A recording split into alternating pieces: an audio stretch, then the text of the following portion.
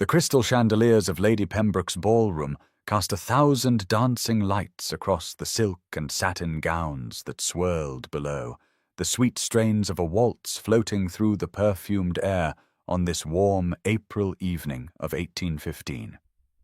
Margaret Ashford stood in her customary position near the potted palms, her modest grey silk dress marking her as clearly as any sign might have done. Here stands the spinster, the wallflower, the woman whom society had deemed past her prime at the advanced age of 28. She had long since ceased expecting anyone to request her hand for a dance, had learned to find a sort of melancholy contentment in observing the glittering pageant before her, though her fingers still sometimes twitched with the desire to move to the music. Tonight, however, her attention was caught by the arrival of Alexander Montague, Duke of Westford, his tall frame cutting an impressive figure in his perfectly tailored dark blue coat as he moved through the crowd with the natural authority of his rank. Margaret had heard the whispers, of course. Everyone in London knew that the Duke was in desperate need of a wealthy bride to save his crumbling estates, though he carried himself with such aristocratic pride that one might never guess at the financial storms brewing behind those cool grey eyes. She watched as her cousin Catherine Beaumont immediately manoeuvred herself into his path, her golden curls catching the light as she dropped into a perfect curtsy, her low-cut rose gown displaying her considerable charms to their best advantage. The Duke bowed politely,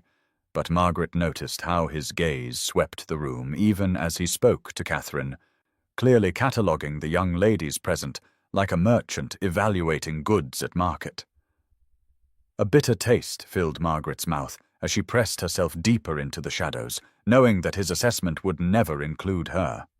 Plain Margaret Ashford, with her modest dowry and unremarkable brown hair, whose father had been merely a country gentleman, and whose mother had committed the unforgivable sin of dying too young to properly launch her daughter into society. What the Duke did not know, what no one in this glittering assembly knew save for her faithful solicitor, Mr. Fleming, was that Margaret's merchant grandfather had left her a fortune in London property that would make even the wealthiest peer's eyes widen with amazement. But she had learned long ago that revealing such information would only bring fortune hunters to her door. Men who would see only the gleam of gold and never the woman herself. Better to remain invisible, she had decided, than to be wanted only for what she possessed, rather than who she was. The music swelled, and couples began to take their positions for the next dance, but Margaret remained in her corner, unaware that the evening she had expected to pass, like so many others, would soon transform into something that would shake the very foundations of London society. Now please take a moment and subscribe to our channel and comment where you are watching from and what time is it. It is always fascinating to see where these stories get all around the world. Thank you. The clock had just chimed 10 when Margaret decided she had endured quite enough of the evening's humiliations and began making her way toward the refreshment room, hoping to find a quiet moment before ordering her carriage. But as she passed behind a cluster of gentlemen gathered near the card-room entrance, she heard the Duke of Westford's distinctive baritone cutting through their laughter with words that made her freeze in place. "The matrimonial market this season is particularly dismal," he was saying, his tone dripping with aristocratic disdain. "Miss Pembroke brings barely £5,000. The Weatherby chit perhaps 8,000, if one includes her mother's jewels.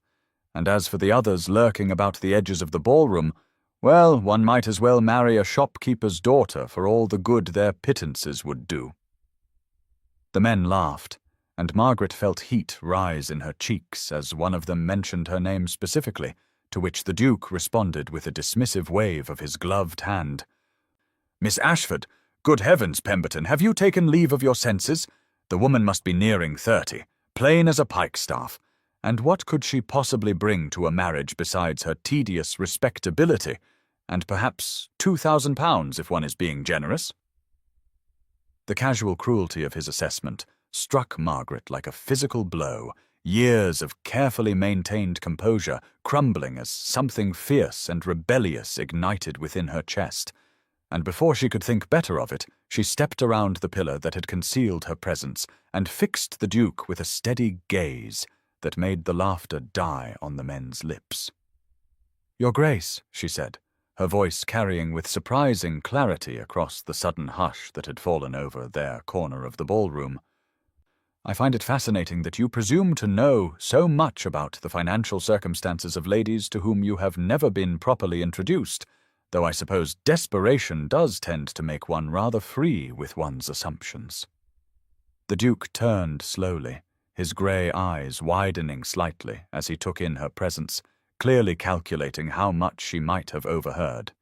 But Margaret was far past caring about propriety or the consequences of her words as she continued,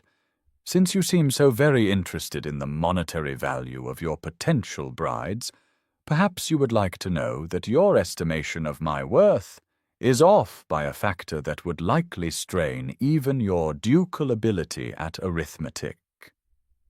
The crowd around them began to grow as other guests sensed the delicious tension of scandal brewing. Catherine pushing her way to the front with barely concealed glee at what she assumed would be her cousin's social destruction, but Margaret felt strangely liberated as she met the Duke's increasingly wary gaze and delivered the words that would echo through London's drawing rooms for weeks to come. "I own half of London, Your Grace, from the docks at Wapping to the finest squares in Mayfair, a fortune in property that generates more in monthly rents than your estates have seen in years. But please, do continue explaining how my £2,000 and plain face make me unworthy of consideration." The silence that followed was absolute, the Duke's face draining of colour as the implications of her declaration sank in, the music from the ballroom seeming to pause as if the very orchestra had sensed the seismic shift occurring in their midst.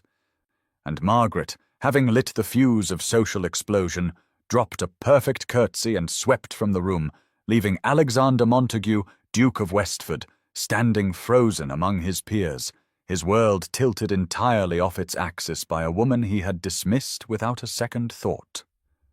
The rain that had threatened throughout the night finally arrived with the dawn, drumming against the windows of Margaret Ashford's modest townhouse in Russell Square as she sat at her breakfast table, still wearing her morning dress of soft lavender muslin, her hands wrapped around a cup of rapidly cooling tea while she stared at the morning post that her butler had just delivered, though she found herself unable to focus on the correspondence as her mind kept returning to the events of the previous evening at Lady Pembroke's ball. She had barely slept,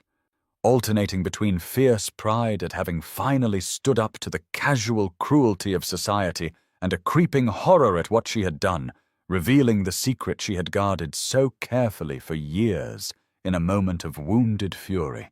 And now all of London would know that plain, overlooked Margaret Ashford was actually one of the wealthiest women in England. The sound of carriages on the wet cobblestones outside drew her attention, an unusual amount of traffic for this quiet square at 10 in the morning, and her housekeeper Mrs. Pritchard appeared in the doorway with an expression of barely contained excitement, announcing that Lady Harriet Montague had called and was waiting in the morning room, which made Margaret's stomach drop as she realized that the Duke of Westford's own sister had come to her home, though whether to condemn or congratulate she could not guess. Rising on unsteady legs, Margaret smoothed her simple morning dress and made her way to the morning room, where she found a young woman of perhaps 22 years perched on the edge of the sofa, her bright hazel eyes sparkling with what appeared to be delight rather than censure. And before Margaret could even offer a proper greeting, Lady Harriet burst out,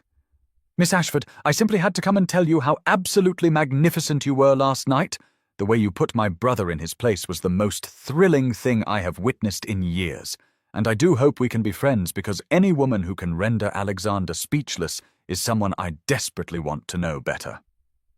Margaret sank into a chair, quite overwhelmed by this unexpected enthusiasm, as Lady Harriet continued, "You must understand, I love my brother dearly, but he has become so insufferably proud since inheriting the title, acting as though his noble blood makes him superior to everyone else when the truth is our estates are falling apart, and he refuses to consider any practical solutions that might wound his precious dignity." The steady stream of callers that followed Lady Harriet's departure left Margaret's head spinning. Some came to gawk at the newly revealed heiress, others to suddenly remember long-dormant connections to her family, and a few brave merchants' wives to express their admiration for one of their own who had risen so high. But through it all, Margaret found herself thinking of grey eyes wide with shock, and wondering what the Duke of Westford was thinking this rain-soaked morning after his world had been so thoroughly shaken to. The spring sunshine that filtered through the tall windows of his study did nothing to warm the cold knot of anxiety that had taken residence in Alexander Montague's chest since that catastrophic evening at Lady Pembroke's ball 2 days prior, and as he sat behind his mahogany desk at precisely 2 in the afternoon, surrounded by ledgers and correspondence that all seemed to mock him with their tales of mounting debts and dwindling resources, he found himself staring at the single sheet of paper his man of business, Mr. Hartley, had just placed before him with hands that trembled slightly. "Your Grace," Hartley was saying, his usually composed voice carrying a note of awe that Alexander had never heard before, "I have made the inquiries you requested regarding Miss Margaret Ashford's claims, and I must confess that what I have discovered defies all reasonable expectation." The older man adjusted his spectacles and continued, "Miss Ashford inherited from her maternal grandfather one Josiah Blackwood, who was indeed a merchant, but of such spectacular success that he managed to acquire property throughout London during the financial panics of the last century, when aristocratic families were forced to sell, and his acquisitions were nothing short of genius in their selection." Alexander felt his throat constrict as Hartley began listing the properties. Entire streets in Bloomsbury, warehouses along the Thames, shops in Bond Street, residential squares in Mayfair, even the very building that housed his own bank, and with each addition to the inventory, the Duke felt his carefully constructed worldview crumbling like ancient parchment exposed to flame. "The annual income from these holdings," Hartley continued, his voice now barely above a whisper, as if speaking the numbers too loudly might somehow make them less real, "exceeds £5,000 per year, Your Grace, making Miss Ashford one of the wealthiest individuals in England, regardless of gender or social standing." The implications crashed over Alexander like a tide, not merely the staggering wealth itself, but the realization that this woman he had dismissed so carelessly, whose worth he had reduced to a pittance while laughing with his peers, had sat quietly in ballrooms for years knowing she could buy and sell half the ton without blinking. And the shame that coursed through him was unlike anything he had experienced in his privileged life. Furthermore, Hartley added, seemingly unaware of his employer's internal turmoil, "Miss Ashford manages these properties herself, having been educated by her grandfather in matters of business and finance, and my sources indicate she makes all decisions personally, visiting her properties regularly and maintaining relationships with her tenants that have resulted in extraordinary loyalty and profit." Alexander rose abruptly from his chair and moved to the window, staring out at the manicured gardens of his London residence, while his mind raced with memories of Margaret Ashford's quiet dignity, the intelligence that had flashed in her eyes when she had confronted him, the strength it must have taken to hide such wealth while enduring the slights and dismissals of society, and he realized with crushing clarity that he had been the fool in their encounter, not she,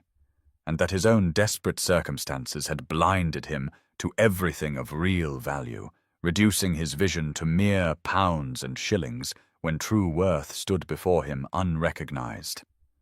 The cherry blossoms in Hyde Park were at their peak bloom on the morning of April 20th, 5 days after that fateful ball at Lady Pembroke's, creating a canopy of delicate pink petals that drifted like snow with each gentle breeze at precisely 11 o'clock, when Margaret Ashford found herself walking along the serpentine path.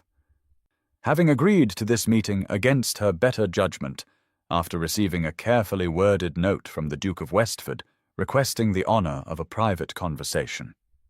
She had chosen her walking dress with particular care, a deep blue pelisse over a cream muslin gown that emphasized her neat figure while maintaining perfect propriety.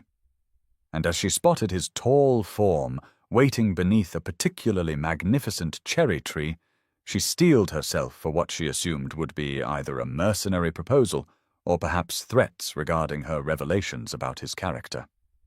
Alexander Montague stood with his back to her, his broad shoulders tense beneath his perfectly tailored coat of bottle green superfine, and when he turned at the sound of her approaching footsteps, she was startled to see that his usual expression of aristocratic hauteur had been replaced by something she had never witnessed before. Genuine humility mixed with what appeared to be sincere regret.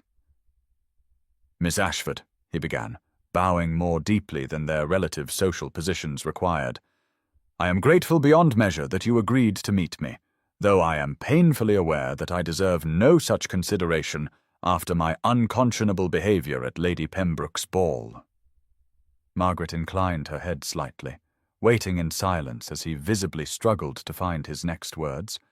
a struggle that would have amused her had she not been so acutely aware of her own racing heartbeat and the way the morning light caught the silver threads in his dark hair. "I have come to offer you an apology," he continued, his grey eyes meeting hers directly.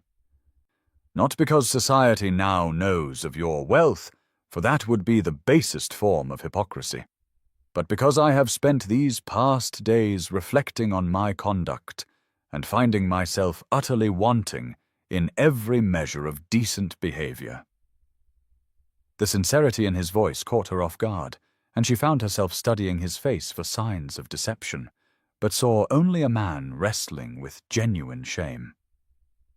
"Your Grace," she replied carefully, "I appreciate your words,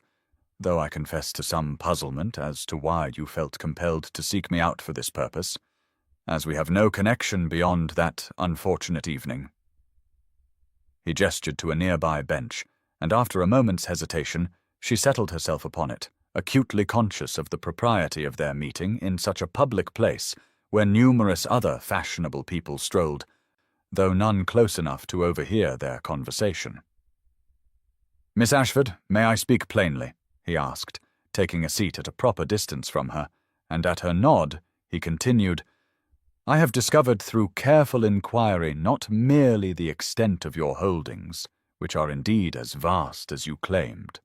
but more importantly, I have learned of your remarkable acumen in managing them, your fair treatment of your tenants, your charitable works done without fanfare, and your extraordinary education in matters of business that would put most men of commerce to shame. And I find myself forced to confront the ugly truth that I dismissed you based on the shallowest possible criteria, while remaining blind to qualities of genuine worth that were evident to anyone who bothered to truly look." The formal dinner party at Lord and Lady Beaumont's residence on the evening of April 25th was precisely the sort of glittering affair that Margaret Ashford had attended countless times as an overlooked guest. But tonight, 10 days after her dramatic revelation at Lady Pembroke's ball, she entered the candlelit dining room with a newfound confidence that made several heads turn, including that of the Duke of Westford, who found himself unable to look away from her elegant figure dressed in deep emerald silk that brought out the hidden fire in her brown eyes. Lady Harriet Montague, who had become an unexpected ally and friend over the past week, immediately drew Margaret into conversation with a group of influential merchants and their wives, and it was here that Alexander witnessed something that thoroughly captivated him. Margaret's extraordinary mind at work as she discussed the implications of the Corn Laws on London property values with such insight and authority that Lord Pemberton, one of the most successful traders in the city, hung on her every word. "Miss Ashford," Lord Pemberton was saying with evident respect, "your analysis of the dock expansion's effect on eastern property values is remarkably astute, though I wonder if you have considered the impact of the proposed canal system on transport costs." To which Margaret replied with a slight smile, "Indeed, Lord Pemberton, I have not merely considered it, but have already acquired 3 warehouses along the proposed route, as I believe the reduction in transport costs will increase their value by at least 40% within 2 years. Alexander watched from across the room as Margaret continued to hold court, her quiet authority commanding attention from men who would have dismissed her entirely just weeks before, and he found himself profoundly moved by the graceful way she wielded her knowledge without arrogance, offering insights that were both brilliant and practical while maintaining perfect social decorum. When the conversation turned to the recent bank failures, Margaret's cousin Catherine attempted to redirect attention to herself with vapid comments about the inconvenience to her shopping, but Margaret smoothly continued her discussion, explaining the liquidity crisis with such clarity that even Catherine's mother, Lady Beaumont, leaned in to listen, and Alexander realized he was witnessing not just intelligence, but a form of power he had never encountered in a woman of society. "Your sister speaks very highly of Miss Ashford's business acumen," Lord Greville commented quietly to Alexander as they observed the scene. "And I must say, after hearing her thoughts on diversification of investment portfolios, I am considering consulting with her regarding my own holdings." A statement that would have seemed absurd mere days ago, but now felt entirely natural. During the dinner itself, Margaret was seated between a pompous member of Parliament and an elderly viscount, who initially attempted to patronize her with discussions of weather and fashion. But within minutes she had steered the conversation toward the proposed factory acts, demonstrating such comprehensive understanding of both the economic and humanitarian implications that the MP found himself furiously taking mental notes while the Viscount listened with growing admiration, and Alexander, watching from his place further down the table, felt an unfamiliar warmth spreading through his chest that had nothing to do with the excellent wine and everything to do with the remarkable woman who had hidden such brilliance behind a facade of quiet propriety for so many years. The May Day Fair in Greenwich Park buzzed with festive energy on that bright afternoon of May 1st, 2 weeks after the revelations at Lady Pembroke's ball, with colourful ribbons streaming from the maypole, while children darted between stalls, selling sweetmeats and spring flowers, creating a scene of pastoral celebration that seemed far removed from the rigid constraints of London society, though Margaret Ashford knew that even here, among the Morris dancers and flower sellers, the whispers followed her like shadows cast by the afternoon sun. She had come with Lady Harriet Montague and a small party of friends, determined to enjoy the traditional festivities despite the increasingly vicious rumours that her cousin Catherine had been spreading with calculated malice throughout every drawing-room in Mayfair, tales that grew more elaborate with each telling about Margaret's grandfather's supposedly scandalous origins, and questioning how a mere merchant's granddaughter dared to move in their elevated circles. Alexander Montague arrived at the fair separately, ostensibly to escort his sister, but finding his gaze drawn repeatedly to Margaret, as she stood admiring a display of spring blooms, the simple sprigged muslin of her dress, and the way the sunshine caught the auburn highlights in her brown hair, making her appear more approachable and genuinely lovely than any of the perfectly coiffed ladies who surrounded them, and he felt that now familiar tightening in his chest that he had been desperately trying to ignore. The trouble began when Lady Pemberton, one of society's most influential gossips, approached their group with Catherine Beaumont on her arm, both women wearing expressions of barely concealed malice as Catherine spoke in carrying tones. "How charming to see you enjoying such common entertainments, Cousin Margaret, though I suppose one cannot entirely escape one's origins, no matter how much property one might acquire through trade," her emphasis on the last word dripping with disdain. Margaret's face remained composed, though Alexander saw the slight tremor in her hands as she carefully set down the nosegay she had been examining. And before she could form a response, Lady Pemberton added with false sweetness, "Indeed, Miss Beaumont was just telling me the most fascinating tales about your grandfather's early days in the dockyards. Such colourful stories about his associations with smugglers and worse, though I'm certain there must be some exaggeration in the telling." The gathering crowd of onlookers held their breath, waiting to see how Margaret would respond to this public humiliation. But before she could speak, Alexander stepped forward with controlled fury in every line of his body, his voice cutting through the spring air with ducal authority as he declared, "Lady Pemberton, I find myself curious about your sudden interest in mercantile history, particularly when your own husband's fortune derives from interests in the slave trade that he attempts to hide behind shell companies, a fact that Miss Ashford's grandfather's honest labour in legitimate shipping makes appear all the more shameful by comparison." The silence that followed was absolute, broken only by the distant sound of fiddle music from the Morris dancers. As Lady Pemberton's face drained of colour and Catherine's mouth opened and closed soundlessly like a landed fish, while Alexander continued with icy precision. Furthermore, any person of genuine breeding would recognize that Miss Ashford's dedication to the responsible management of her holdings and her charitable works throughout London speaks to a nobility of character that no amount of inherited titles could bestow, and I find myself honoured to be in her company. He then turned to Margaret with a formal bow and offered her his arm with unmistakable intention, saying clearly enough for all to hear, "Miss Ashford, would you do me the honour of viewing the Morris dancing with me, as I find the present company has become insufferably tedious?" And as Margaret placed her trembling hand on his arm, she felt the solid warmth of his support and saw in his grey eyes something that made her heart race with possibilities she had never dared to imagine. The Royal Opera House glowed with thousands of candles on the evening of May 5th, 3 weeks after that fateful ball at Lady Pembroke's, and Margaret Ashford sat in her box wearing an exquisite gown of midnight blue silk that had cost more than most families spent in a year, though she took no joy in the extravagance as she felt the weight of hostile stares and heard the whispers that followed her like a malevolent chorus through the crimson and gold splendour of the theatre. The scandal had broken that very morning in the most vicious way possible, splashed across the gossip sheets with lurid details about her grandfather's supposed criminal connections in his early days at the docks, complete with fabricated accounts of smuggling operations and hints at even darker deeds,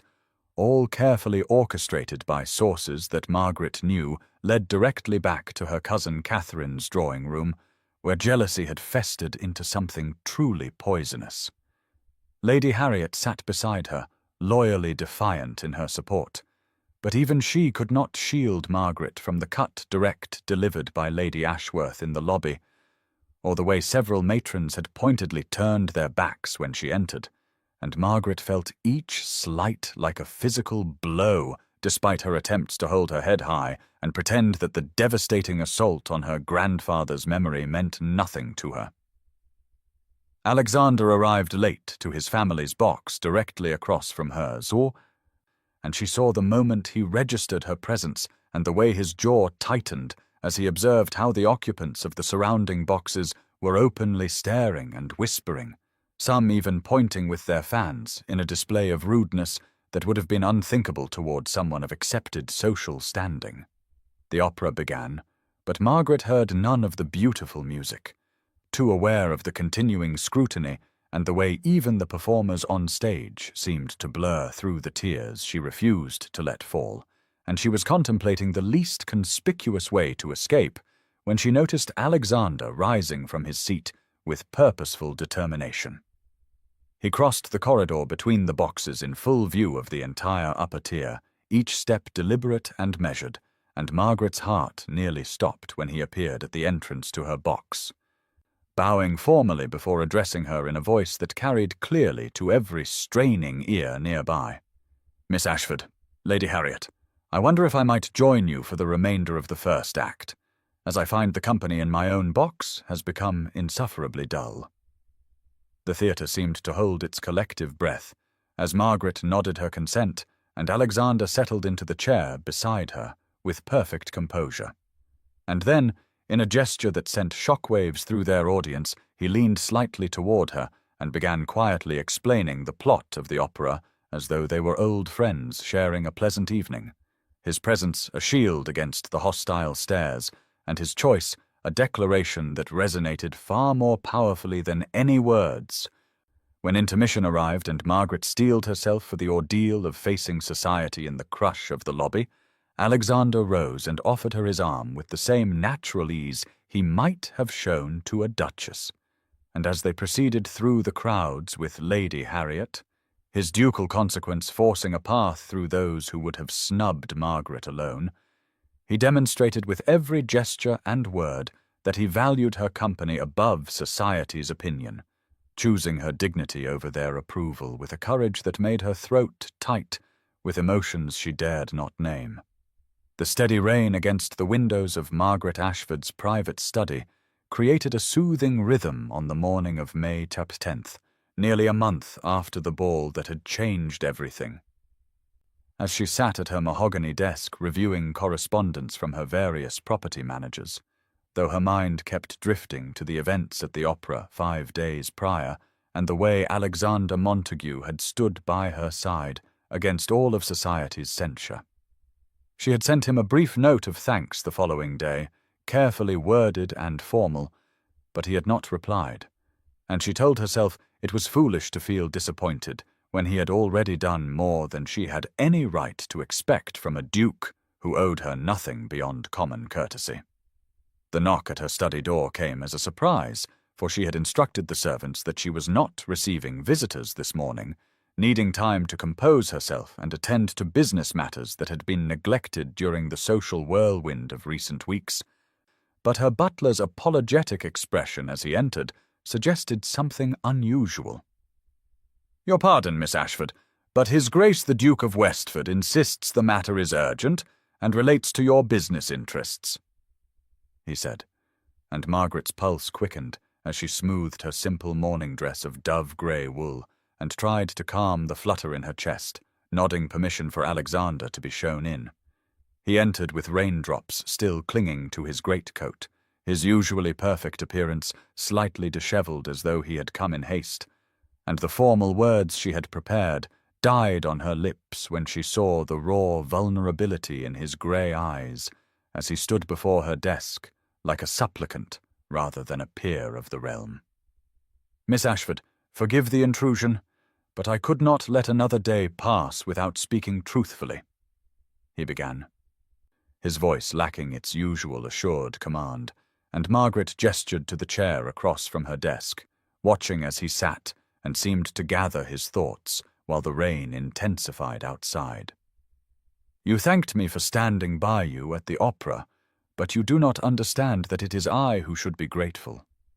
he continued, running a hand through his damp hair in an uncharacteristically nervous gesture. "For you have shown me what true courage looks like, maintaining your dignity and grace while society attempted to destroy you with lies, and I find myself humbled by your strength." Margaret felt tears prick her eyes, but kept her voice steady as she replied, "Your Grace, you sacrificed your social standing for someone who began as merely an annoyance to you, and I hardly think that required less courage." But he shook his head emphatically, leaning forward with an intensity that made her breath catch. "You do not understand. I have spent years wearing a mask of perfect propriety while my family's fortune crumbled, pretending that the Westford name and estates were not built on generations of debt and poor management, maintaining a facade while creditors circled like vultures," he confessed, and Margaret saw his hands tremble slightly as he continued. "But you have built something real through honest work and intelligence, creating wealth where there was none, and society punishes you for the very accomplishments they praise in men." Without conscious thought, Margaret reached across the desk and placed her hand over his trembling fingers, feeling the shock of warm skin against her own as she said softly, "Then perhaps we understand each other better than most, Your Grace. For we both know the weight of expectations and the price of maintaining appearances." And as his fingers turned to intertwine with hers, she felt the first crack in the walls they had both built around their hearts, knowing that whatever happened next would change them both irrevocably. The morning of May 15th, 1815, dawned bright and clear exactly 1 month after the ball that had irrevocably altered the course of both their lives, and Margaret Ashford found herself standing before her mirror, adjusting a new bonnet of cream silk adorned with pale pink roses, her hands trembling slightly as she prepared for her morning ride in Hyde Park, knowing that Alexander would be waiting by the Serpentine as he had every morning since their moment of truth in her study 5 days prior. The transformation in their relationship had been as swift as it was profound, moving from that first tentative touch of hands to a courtship conducted under the watchful eyes of all London society, and Margaret felt both exhilarated and terrified by the intensity of emotions that Alexander stirred within her with each carefully proper public encounter that hinted at deeper feelings beneath the surface.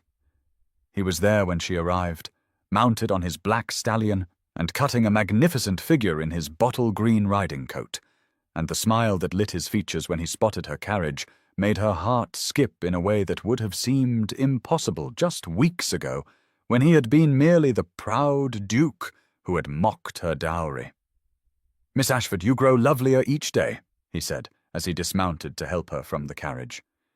his gloved fingers holding hers perhaps a moment longer than strictly necessary,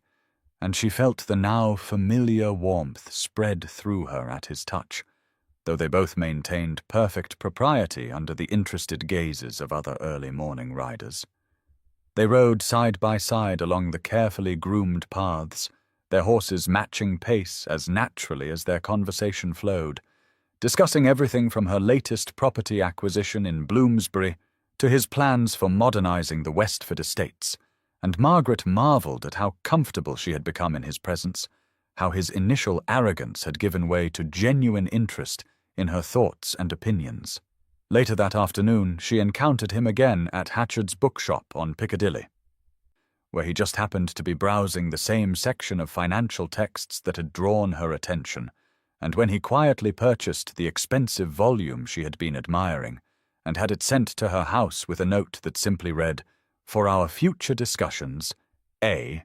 she pressed the card to her heart like a lovesick girl.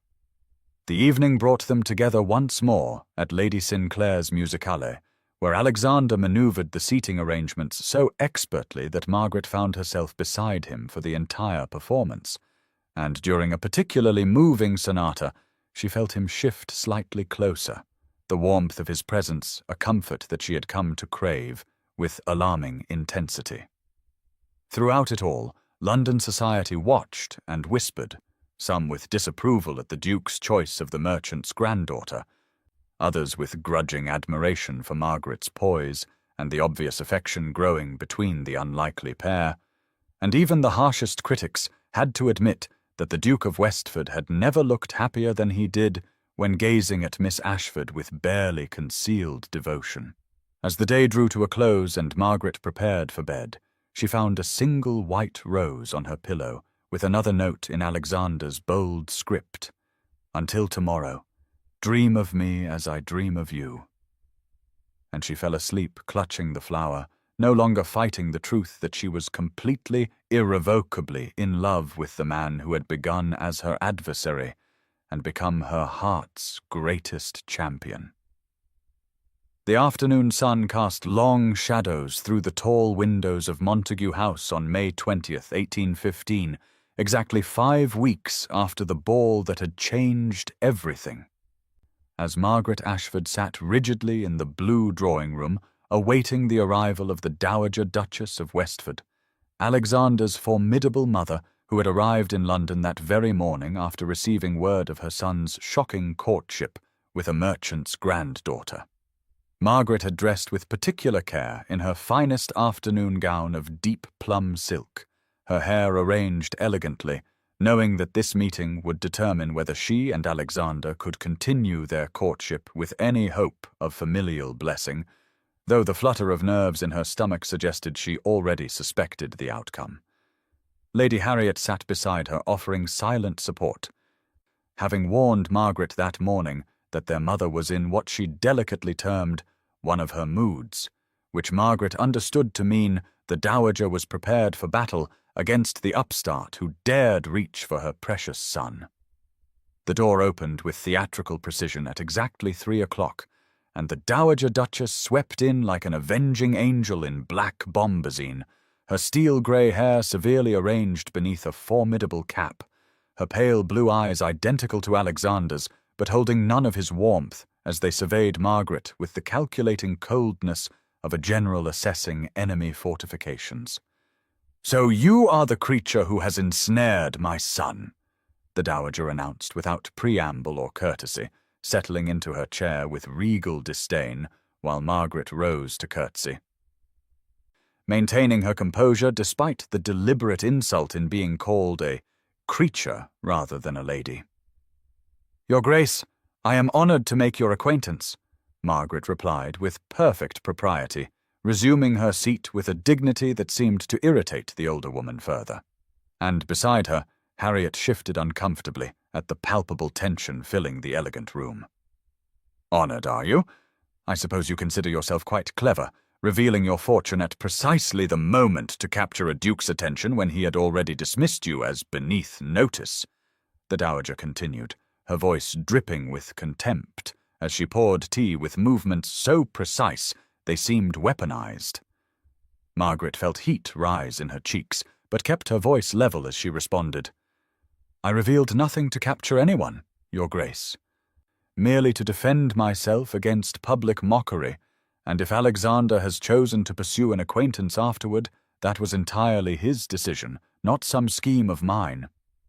The dowager's laugh was sharp as breaking glass as she set down her teacup with a decisive click, leaning forward to deliver what she clearly considered a killing blow. "My dear girl, you may have money, mountains of it if the gossips are to be believed, but you will never have breeding, never have the centuries of noble blood that make a true duchess, and I will never accept a tradesman's granddaughter as my son's wife, no matter how many buildings you own in this cesspool of a city." The silence that followed was deafening until Margaret rose slowly to her feet, drawing on every ounce of dignity her grandfather had taught her as she looked the dowager directly in the eye and said quietly but firmly, "Then it is fortunate, Your Grace, that your son is a grown man capable of making his own choices, and that I care far more for his good opinion than yours," before sweeping from the room with Harriet hurrying after her, leaving the Dowager Duchess temporarily speechless in her wake. The evening of May 25th, 1815 had fallen with unseasonable chill over London, 6 weeks after the fateful ball, as Margaret Ashford sat in the dimly lit offices of Fleming and Associates, her usually composed features drawn with worry as she reviewed the devastating documents spread before her. A coordinated attack on her property holdings that threatened to destroy everything her grandfather had built unless she could raise an enormous sum within 48 hours. The gaslight flickered across Thomas Fleming's grave face as he explained how several of her largest tenants had mysteriously broken their leases simultaneously, clearly orchestrated by someone with both influence and malicious intent, and Margaret felt her heart sink as she recognized the hand of Lord Pembroke, Catherine's father, who had never forgiven her for overshadowing his daughter. The door burst open at 9:30, and Alexander strode in without ceremony, his evening clothes still damp from the rain, his face set in lines of determination as he announced, "I heard at the club what Pembroke is attempting, and I came immediately," his eyes seeking Margaret's with an intensity that made her breath catch, despite the crisis surrounding them. "Your Grace, this is a private business matter," Fleming began formally, But Alexander cut him off with an imperious wave, moving to stand behind Margaret's chair as he demanded to know the full extent of the threat, his presence solid and reassuring, even as she tried to maintain her independence in the face of disaster. The sum required was staggering. £50,000 needed immediately to cover the lost rents and legal fees to fight the coordinated breach of contracts. And Margaret felt tears prick her eyes for the first time since her grandfather's death, as she realized she would have to liquidate prime properties at a devastating loss to raise such capital so quickly. "I can provide the funds," Alexander said quietly, reaching into his coat to produce a banker's draft. But Margaret shook her head vehemently, rising from her chair to face him as she declared, "I cannot accept your money, not like this, not when you have not even—" But she could not finish the sentence about their undeclared feelings. "Then accept it as a business arrangement," he proposed, his voice steady, but his eyes betraying deeper emotions as he continued. "A loan at standard interest rates, with your Mayfair properties as collateral, though God knows I would give you everything I possess, without conditions if you would allow it." And the raw honesty in his tone made her heart constrict. Fleming discreetly withdrew to give them privacy, as Margaret turned to the window. Watching the rain streak down the glass as she wrestled with her pride, knowing that accepting Alexander's help would irrevocably change the dynamic between them, yet knowing too that refusing would mean losing everything her grandfather had entrusted to her. "Why would you risk such a sum on someone your mother considers beneath you?" she asked softly, and she heard him move closer, his reflection appearing beside hers in the window as he replied with quiet fervor. "Because I have come to understand that you are worth more than all the titles and bloodlines in England, because your strength and intelligence humble me daily, and because the thought of anyone bringing you low makes me want to call out every man involved," his hands clenching at his sides with barely restrained fury. She turned to face him then, seeing in his eyes not the proud duke who had once mocked her, but a man who had learned to value what truly mattered. And with trembling hands she accepted the draft, whispering, "I will repay every penny with interest," to which he responded with a sad smile, "I know you will, for you are too proud to accept what I would freely give. But perhaps someday you will allow me to share your burdens as more than merely your banker." The hope in his voice making her realize that he too was waiting for the right moment to speak what was in both their hearts.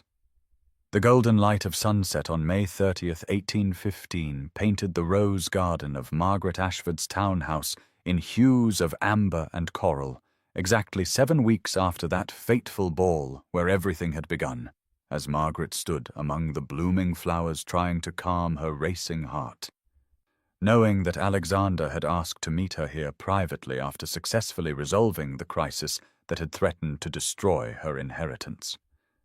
She heard his footsteps on the gravel path before she saw him,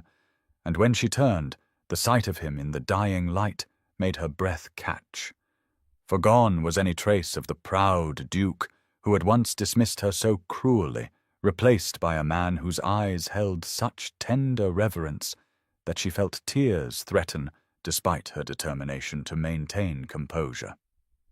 "The contracts are all secured," he said quietly as he approached, stopping at a proper distance though she could see the effort it cost him.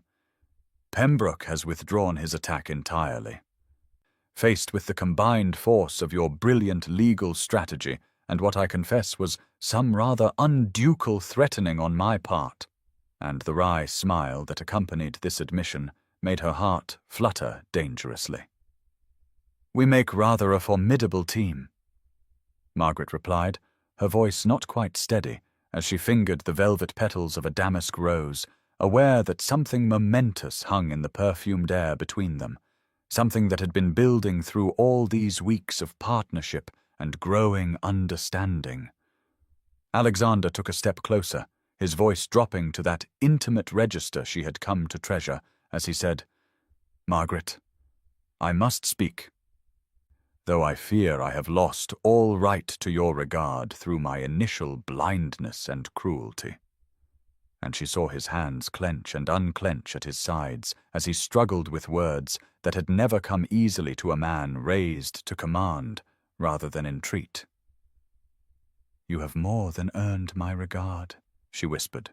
turning to face him fully, as the last rays of sun caught the gold threads in her hair. "Though I confess I never expected to give it to the man who once called me a desperate spinster with delusions of grandeur." And despite the pain of the memory, she found herself able to smile at how far they had traveled from that terrible moment. "I was a fool," he said simply, closing the distance between them until she could see the flecks of gold in his blue eyes.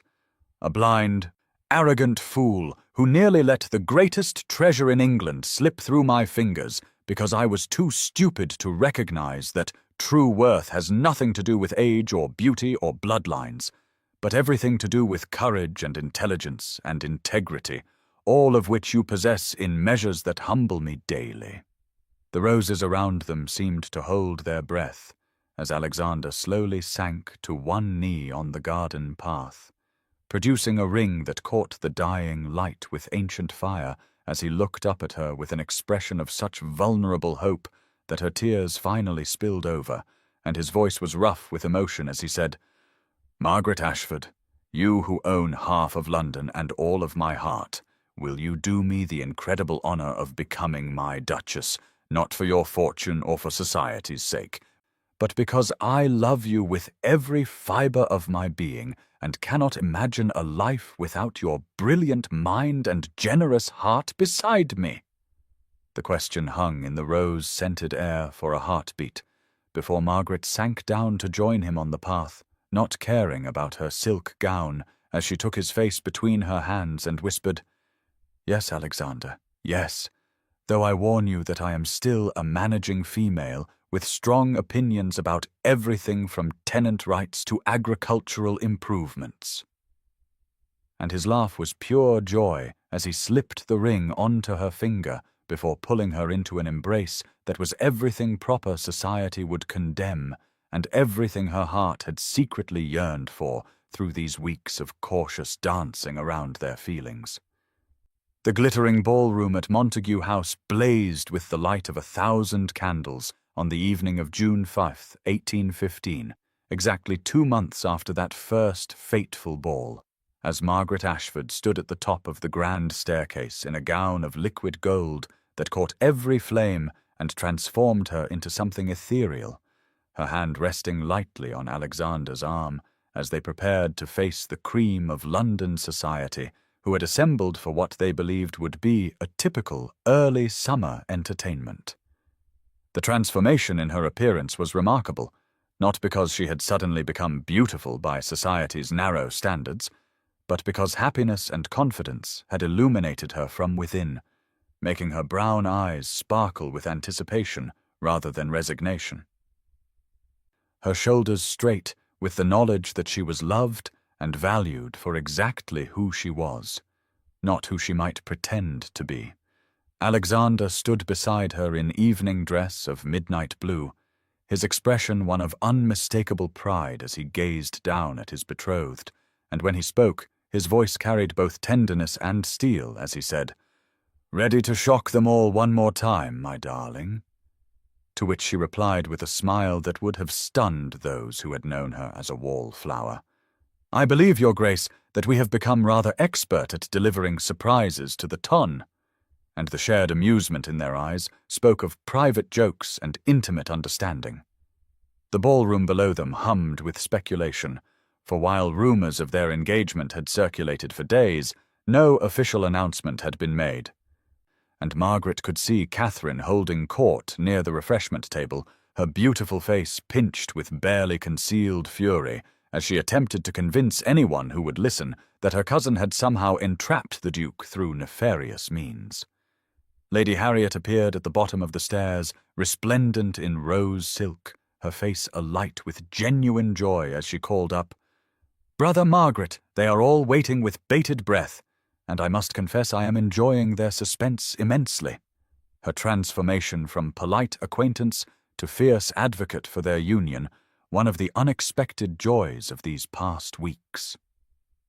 As they descended the stairs together, Margaret felt the weight of hundreds of eyes upon them, heard the whispers rise like a tide, but instead of the old familiar anxiety, she felt only a calm certainty that she belonged here, not because of her fortune or even because of Alexander's title, but because she had learned to value herself as he valued her, as a woman of intelligence, integrity, and worth beyond any material measure. The music ceased as they reached the ballroom floor, and Alexander raised his hand for silence, his voice carrying to every corner of the magnificent room as he announced, "Ladies and gentlemen, I have the great honor and even greater joy to announce my engagement to Miss Margaret Ashford, who has consented to become my Duchess, and more importantly, my partner in all things." And the emphasis he placed on partner was not lost on those who understood that this was no mere society match, but a union of equals. The reaction was immediate and varied, ranging from genuine congratulations from those who had come to know and respect Margaret, to barely concealed shock from those who still could not fathom how a merchant's granddaughter had captured a duke, to outright dismay from the matchmaking mothers who had hoped to snare him for their own daughters. But through it all, Margaret stood tall, her hand firmly clasped in Alexander's,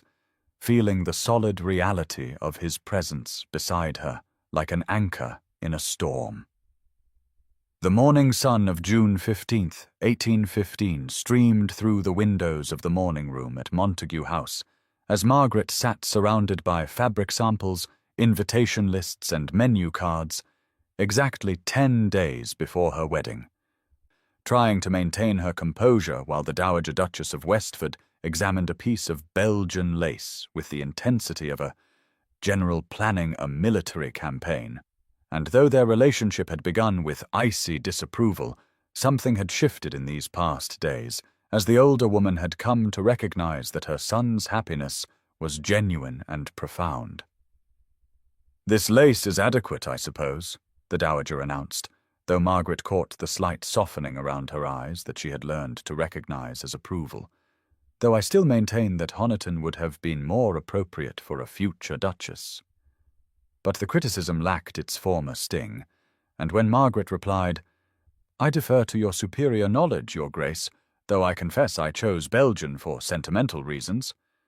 as my grandfather imported it for my mother's wedding," she saw something like understanding flash across her future mother-in-law's aristocratic features. Lady Harriet burst into the room like a whirlwind of excitement, her arms full of ribbon samples, exclaiming, "Margaret, you must see these silk ribbons I found for the bridesmaids' bouquets. They match the rose theme perfectly."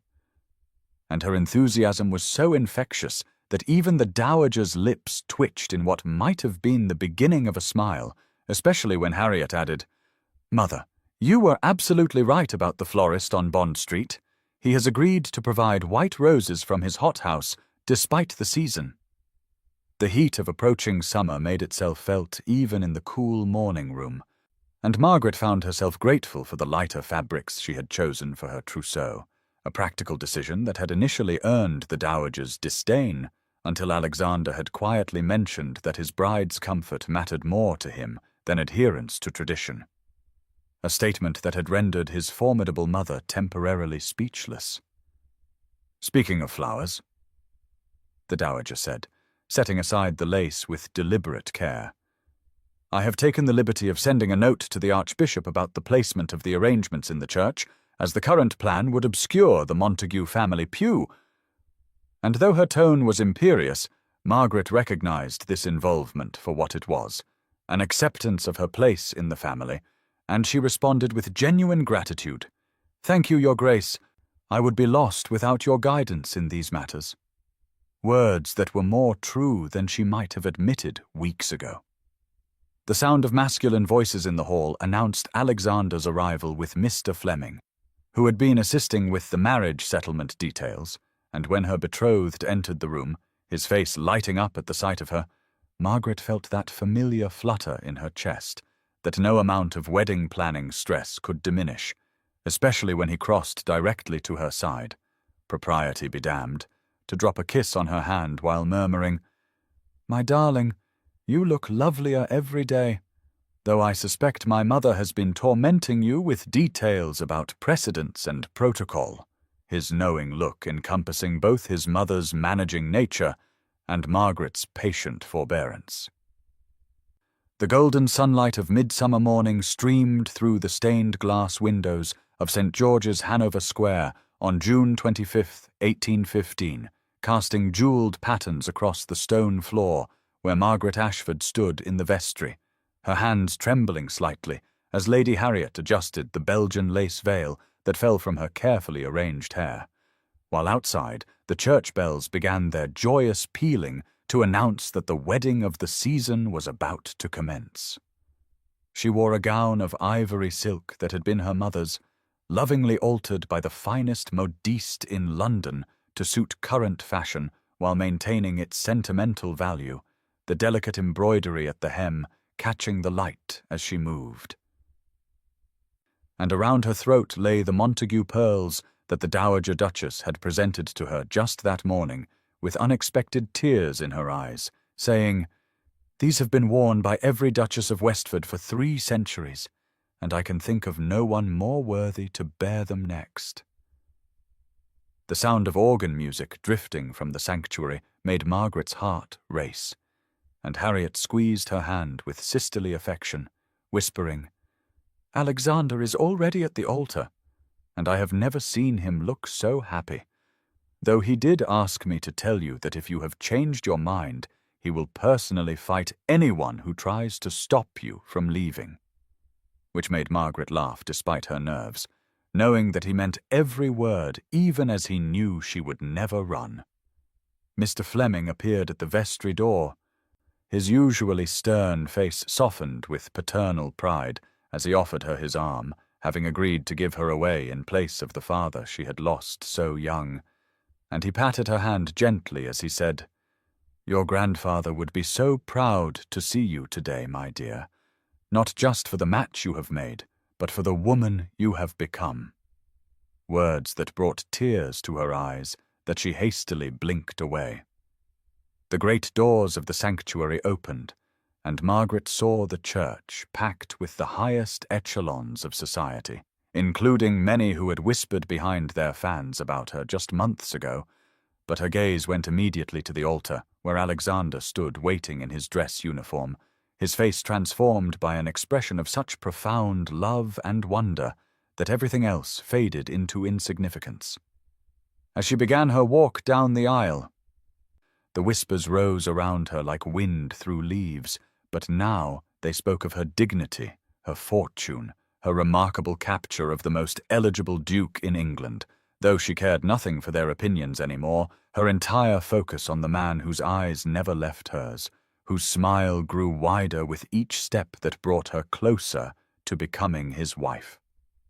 The Archbishop of Canterbury himself presided over the ceremony, his sonorous voice filling the sacred space as he spoke the ancient words that would bind them together,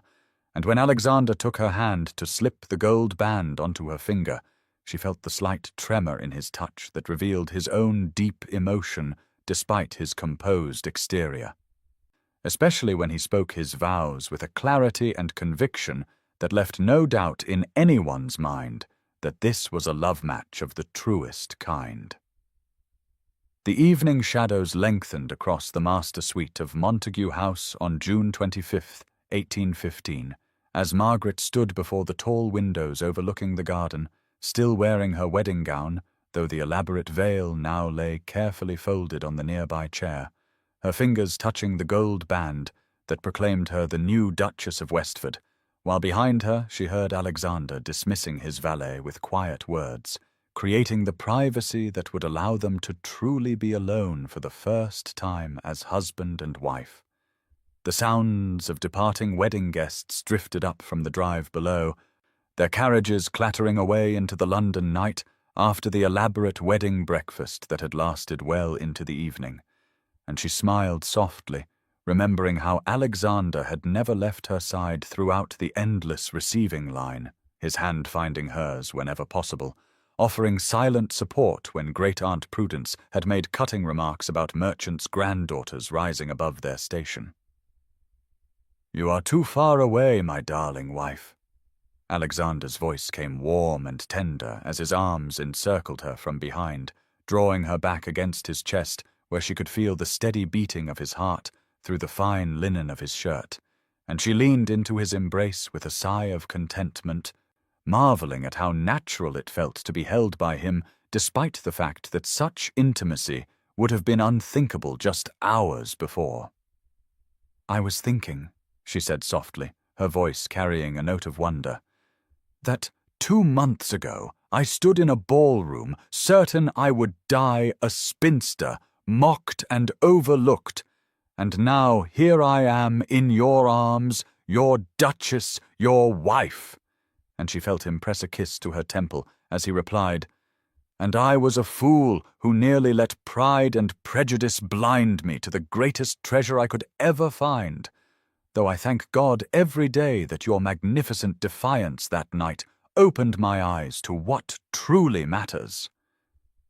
She turned in his arms to face him, her hands coming up to frame his beloved face as she studied the features she had come to know so well during their whirlwind courtship. The strong jaw that could set so stubbornly when he was defending her honor, the eyes that could flash with anger at society's cruelties, or soften with such tenderness when they looked at her, the mouth that had spoken vows just hours ago that had made her heart soar with their sincerity and devotion. "I love you, Alexander," she whispered, the words still feeling new and precious on her lips. "Not because you are a duke, not because you defended me when others would have scorned me, but because you saw me, truly saw me, when I had grown accustomed to being invisible." And his response was to capture her lips in a kiss that was different from the chaste touches they had shared before, deeper and full of promise. Speaking of all the years they would have to explore this connection between them that transcended mere physical attraction to encompass a true partnership of minds and hearts and souls united in purpose and devotion. The crisp autumn morning of September 1st, 1815, found Margaret Montague, Duchess of Westford, seated at the elegant mahogany desk in the morning room of Westford House, reviewing architectural plans for the renovation of the East Wing, while her husband Alexander stood behind her chair, his hand resting gently on her shoulder as they discussed the improvements that their joint business ventures had made possible, when she suddenly pressed her fingers to her lips and rose hastily from her seat, causing him to look at her with immediate concern. "Margaret, my darling, are you unwell?" he asked, moving to steady her as she swayed slightly, her face pale beneath the soft morning light that filtered through the tall windows overlooking the garden where the leaves were just beginning to turn gold and crimson, and she managed a tremulous smile as she replied, "Not unwell, my love, but I believe I must speak with Dr. Harrison soon, for I suspect that our partnership is about to expand in a way that has nothing to do with property holdings or merchant ventures." The realization dawned in his eyes, like sunrise breaking over the horizon, and he gathered her into his arms with such tender care that tears sprang to her eyes, hearing him whisper against her hair, "A child, our child," with such wonder and joy that she could only nod, overwhelmed by the emotion of the moment and the way he held her as if she were made of the finest porcelain, though she had never felt stronger or more certain of her place in the world than she did as his wife, and now the future mother of his heir. "I suspected last week," she admitted softly, "when certain signs became apparent, but I wanted to be sure before I told you, especially with all the work we have been doing to consolidate the Scottish properties with the London holdings, though I suppose we shall need to make additional renovations now, perhaps turning the Blue Room into a nursery." and she felt him laugh against her shoulder, the sound rich with happiness as he said, "My brilliant wife, always thinking ahead. Though I confess my mind is rather too full of joy at this moment to contemplate anything beyond the miracle you have just shared with me." The morning-room door opened to admit Harriet, who took one look at their embracing figures, and her brother's expression of transcendent happiness before exclaiming, "Oh, Margaret, is it true? Are you—that is, shall I be an aunt?" And at Margaret's smiling nod, she flew across the room to embrace them both, chattering excitedly about tiny clothes and nursery decorations, and how the Dowager Duchess would be beside herself with delight at the prospect of a grandchild to spoil, creating such a warm tableau of family joy that Margaret felt her heart might burst with the fullness of it all, remembering how just months ago she had stood alone in ballrooms, invisible and overlooked, never dreaming that she would find herself at the center of such love and acceptance, carrying within her the future of a dynasty that would be built on partnership, respect, and genuine affection rather than mere bloodlines and tradition. The grand ballroom of Almack's glittered with Christmas finery on the evening of December 20th, 1815, as Margaret Montague, Duchess of Westford, entered on her husband's arm, her emerald velvet gown cleverly cut to accommodate her advanced pregnancy, while still maintaining an air of elegance that drew every eye in the room, though she noticed with quiet satisfaction that the whispers following in their wake now held notes of respect and even envy rather than the mockery she had once endured in these same hallowed halls. "The Duchess of Westford looks positively radiant," she heard Lady Jersey murmur to Princess Esterhazy as they passed. "And they say the Duke absolutely dotes on her, refuses to attend any function where she might be made uncomfortable," which made Alexander's arm tighten protectively around hers as he guided her toward a comfortable chair near the refreshment table, his solicitude touching her heart even as she assured him she felt perfectly well, the child within her seeming to respond to the music, with gentle movements that made her smile. Across the room she spotted Lady Catherine Beaumont, her cousin who had once dismissed her as hopelessly on the shelf, now married to a baronet whose gambling debts were common knowledge among the ton. And Margaret felt not triumph but a gentle pity as she observed Catherine's pinched expression and the way she watched the Duke and Duchess with barely concealed jealousy, remembering how desperately Catherine had pursued Alexander just months ago. "Your Grace," came a familiar, unwelcome voice, and Margaret turned to find Lady Pembroke approaching, the same woman whose ball had witnessed both her greatest humiliation and the beginning of her transformation. "How wonderful to see you back in London for the season, and may I say you look absolutely blooming, though I suppose we should not be surprised given how well-suited you and the Duke have proved to be," the words carrying an undertone of frustrated disappointment that her initial prediction of disaster had proved so thoroughly wrong. Margaret inclined her head graciously, feeling Alexander's protective presence beside her as she replied, "How kind of you to say so, Lady Pembroke, and how festive Almack's looks this evening,